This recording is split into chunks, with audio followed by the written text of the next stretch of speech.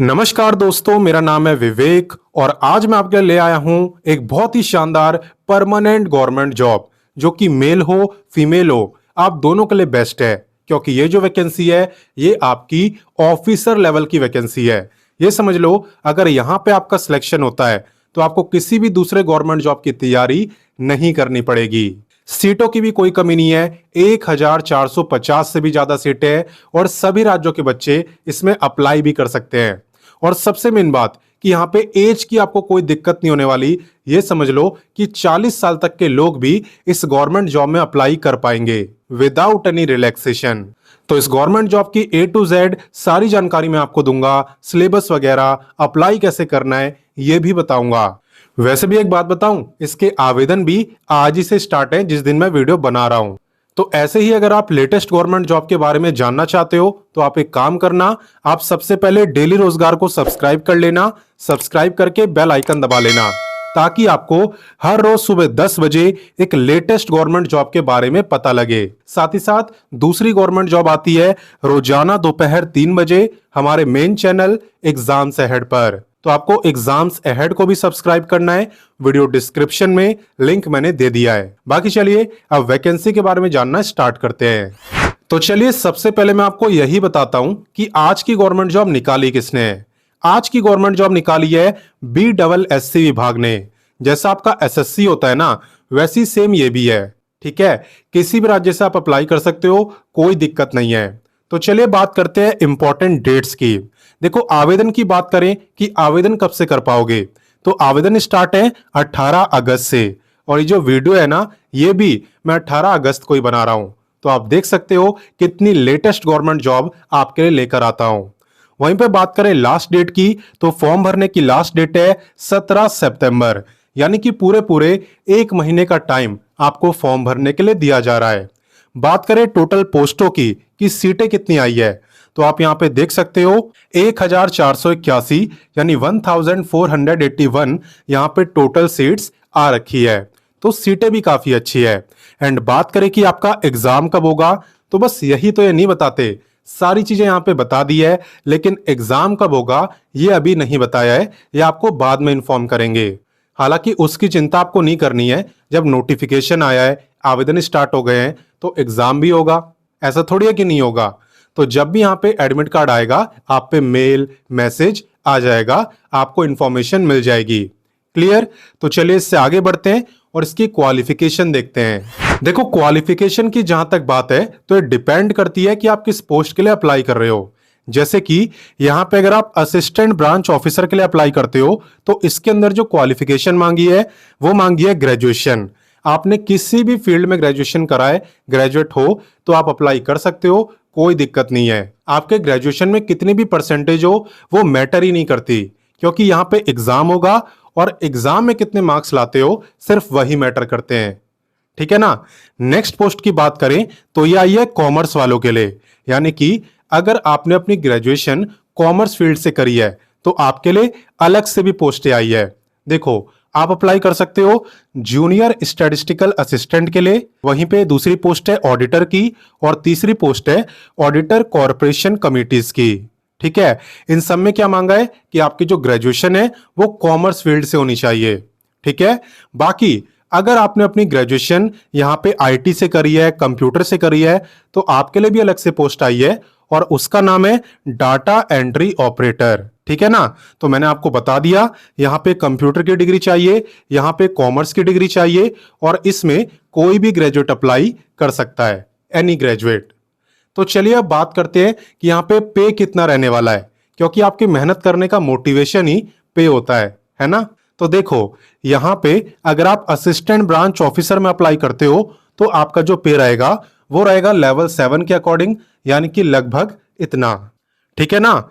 वहीं पे बात करते हैं कॉमर्स वाली पोस्ट की, तो यहाँ पे अगर आप जूनियर स्टैटिस्टिकल असिस्टेंट के लिए अप्लाई करते हो तो आपका पे बिल्कुल सेम है, लेवल 7 के अकॉर्डिंग।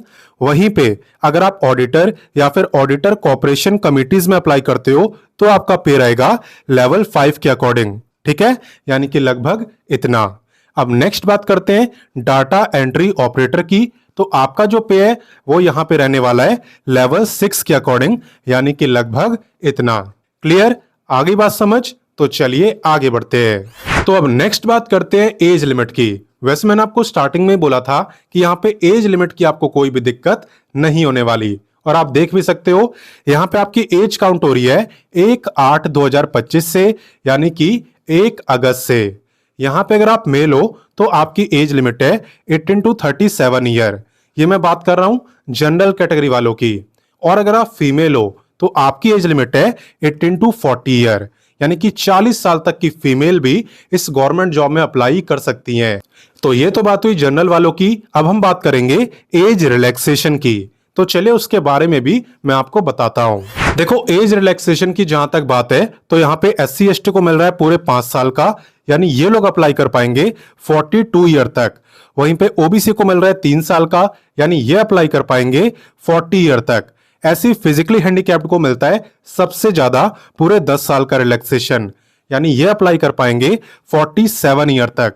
और जो एक्स सर्विसमैन है, जो मेरी वीडियो देख रहे हैं एक्स सर्विसमैन है, आप भी अप्लाई कर सकते हो। आपको मिलेगा service year plus extra 3 year का रिलैक्सेशन, ठीक है ना। तो कैटेगरी के बेस पे यहां पे आपको रिलैक्सेशन मिलने वाला है। मैंने आपको बता दिया कि किस कैटेगरी को कितना मिलेगा। तो चलिए इससे आगे बढ़ते हैं। नेक्स्ट बात करते हैं एप्लीकेशन फीस की, यानी इस गवर्नमेंट जॉब में अप्लाई करने के लिए कितनी एप्लीकेशन फीस यहां पे रखी गई है। तो देखो यहां पे जनरल, OBC और EWS की है इतनी, बाकी SC ST, फिजिकली हैंडीकैप्ड और सभी फीमेल, इन सब की है 135। हालांकि एक बात मैं आपको क्लियर कर दूं कि जितने भी बच्चे यहां पे अदर स्टेट से अप्लाई कर रहे हैं, उन्हें ना तो अपनी कैटेगरी पे ध्यान देना है और ना अपने जेंडर पे। आप मेल हो, फीमेल हो, किसी भी कैटेगरी के हो, आपको कोई छूट नहीं मिलेगी। आप आओगे जनरल कैटेगरी में, ठीक है ना, तो आपकी जो फीस है वो भी इतनी ही रहेगी। क्लियर? तो चलिए इससे आगे बढ़ते हैं। अब हम आ चुके हैं वीडियो के सबसे इंपॉर्टेंट टॉपिक, यानी सिलेक्शन प्रोसेस पर। क्योंकि देखो ऑफिसर आप तब बनोगे जब सिलेक्ट होगे, तो फोकस आपको पे नहीं करना, फोकस आपको करना है सिलेक्शन प्रोसेस पर कि भाई हमें कैसे पढ़ना है, किन बुक से पढ़ना है, एग्जाम कैसे आएगा, इन सब बातों पे ध्यान देना है आपको। तो देखो यहाँ पे सबसे पहले आपका प्रीलिम्स एग्जाम होता है।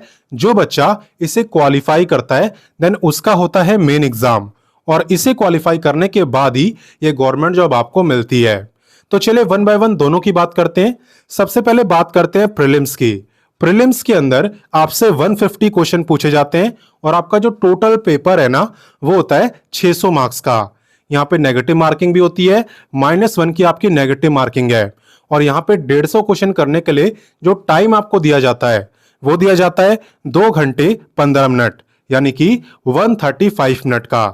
आई थिंक इतना इनफ है, इतने टाइम में आप 150 क्वेश्चन कर सकते हो। और बाकी अगर मैं आपको सब्जेक्ट वाइज क्वेश्चन बताऊं कि किस सब्जेक्ट से कितने आते हैं, तो वो भी आप देख सकते हो। जनरल साइंस और मैथ से आते हैं 50, जनरल स्टडीज से आते हैं 50, और लास्ट रीजनिंग से आते हैं 50। हो गए आपके टोटल 150 क्वेश्चन। तो सबसे पहले आपको इसे ही क्वालिफाई करना है। बुक्स वगैरह भी मैं आपको बता दूंगा, बस इतना ध्यान रखो कि पहले इसे आपको क्वालिफाई करना होता है, देन ही आप यहाँ पे मेन एग्जाम दे पाते हो। और आपका जो मेन एग्जाम है ना, इसके अंदर 2 पेपर होते हैं, पेपर 1 एंड पेपर 2। सबसे पहले बात करते हैं पेपर 1 की। तो पेपर 1 काफी इजी होता है। इजी इसलिए होता है क्योंकि ये हिंदी लैंग्वेज का होता है, ठीक है ना। इंग्लिश यहाँ पे पूछी नहीं जाती। पेपर 1 पूरा हिंदी लैंग्वेज पे बेस होता है। इसके अंदर आपसे टोटल 100 क्वेश्चन पूछे जाते हैं और 400 मार्क्स का पेपर होता है, यानी कि हर एक क्वेश्चन आपका 4 मार्क्स का है, ठीक है ना। नेगेटिव मार्किंग भी होती है, और यहाँ पे 2 घंटे 15 मिनट का टाइम आपको दिया जाता है, यानी कि बिल्कुल सेम। अच्छा, ये बात हुई पेपर 1 की। इसके बाद आता है आपका पेपर 2। हालांकि मैं बता दूं कि यहाँ पे जो आपका प्रीलिम्स का एग्जाम है और जो पेपर 2 है ना, ये सेम है, आपको दोबारा तैयारी नहीं करनी है। पेपर 2 आपका बिल्कुल प्रीलिम्स जैसा ही होता है, तो आपको दोबारा प्रिपरेशन नहीं करनी पड़ेगी। देखो आप देख सकते हो, जनरल स्टडीज से आते हैं 50 क्वेश्चन, जनरल साइंस और मैथ से 50, और रीजनिंग से 50। प्रीलिम्स में भी तो ऐसा ही हो रहा था, बिल्कुल सेम इतने ही क्वेश्चन थे और यही सब्जेक्ट थे। नंबर ऑफ क्वेश्चंस भी आप देख सकते हो, सेम आपके 150 क्वेश्चन पूछे जाते हैं, 600 मार्क्स का पेपर होता है, और सेम -1 की नेगेटिव मार्किंग, और टाइम 2 घंटे 15 मिनट का। कुल मिला के इसका जो रिजल्ट है वो ये निकला कि आपको बस एक बार अच्छे से मेहनत कर लेनी है, क्योंकि यहाँ पे प्रीलिम्स और मेंस का पेपर 2 बिल्कुल सेम है। और जो अलग है वो है पेपर 1। हालांकि ये हिंदी लैंग्वेज का है तो इसे आप आराम से पढ़ सकते हो। हिंदी तो आपकी स्ट्रांग है ही, बस आपको प्रैक्टिस करनी है और आप आराम से इसे क्वालिफाई कर सकते हो। अच्छा, तो ये सब तो मैंने आपको समझा दिया कि भाई इस तरीके से आपका सिलेक्शन होगा। अब बात करें कि आप इसकी तैयारी कहां से करोगे, तो आप ना वीडियो डिस्क्रिप्शन में जाना, वहां पे मैंने आपको बुक्स का लिंक दे दिया है। उन बुक को परचेज करके आप इस गवर्नमेंट जॉब की तैयारी कर सकते हो, आपको कोई दिक्कत नहीं आएगी। क्लियर? तो चलिए आगे बढ़ते हैं। अब बात करते हैं मोस्ट इंपॉर्टेंट टॉपिक यानी हाउ टू अप्लाई के बारे में, यानी इस गवर्नमेंट जॉब में आप आवेदन कैसे कर सकते हो। तो देखो, सबसे पहले वीडियो डिस्क्रिप्शन में जाना। वीडियो डिस्क्रिप्शन में आपको व्हाट्सएप का लिंक मिलेगा, ठीक है ना। तो आपको व्हाट्सएप से जुड़ जाना है। क्यों भाई? क्योंकि व्हाट्सएप पर आपको नोटिफिकेशन, अप्लाई, ऑफिशियल वेबसाइट, ये तीनों चीजें मैंने ऑलरेडी दे दी है। तो अप्लाई करने के लिए सबसे पहला काम होता है अप्लाई लिंक पे क्लिक करना। अप्लाई लिंक पे क्लिक करने के बाद आपको करना होता है रजिस्ट्रेशन। जब आप रजिस्ट्रेशन कर लो उसके बाद आप यहां पे लॉगिन करना। लॉगिन करके आप कंप्लीट एप्लीकेशन फॉर्म को भर सकते हो और फिर अपनी फीस की पेमेंट भी कर सकते हो। हालांकि इस बीच आपको कोई दिक्कत आए, कुछ ना समझ आए तो कमेंट करके मुझसे पूछ भी सकते हो। एंड बाकी बात करें कि यहाँ पे जॉब लोकेशन आपकी क्या रहने वाली है, तो जॉब लोकेशन है बिहार, ठीक है ना। बिहार राज्य की आपकी वैकेंसी है और अप्लाई यहां पे कोई भी कर सकता है, अदर स्टेट वाले भी। बट याद रखना कि अदर स्टेट वाले जनरल कैटेगरी में आएंगे। और यहां पे आपका जो एग्जाम सेंटर है ना, वो भी सिर्फ बिहार में ही रहेगा, यानी कि आपको एग्जाम देने बिहार जाना पड़ेगा अगर आप अदर स्टेट से अप्लाई कर रहे हो तो देख लेना अगर आप जा सकते हो तो। मेरे हिसाब से वैकेंसी बहुत बढ़िया है, ये मौका आपको नहीं छोड़ना चाहिए। और बाकी वीडियो में अंत तक बने रहने के लिए आपका बहुत बहुत धन्यवाद। अब एक काम और करो, इस वीडियो को अपने दोस्तों, भाई बहनों सबके साथ शेयर करो, ठीक है ना, ताकि उन्हें भी पता चले कि इतनी बेहतरीन वैकेंसी यहाँ पे आ रखी है। और साथ ही में समझाने का तरीका अच्छा लगा तो वीडियो को लाइक भी कर देना। बाकी मैं मिलता हूं नेक्स्ट वीडियो में एक नई गवर्नमेंट जॉब के साथ, और तब तक के लिए जय हिंद, वंदे मातरम।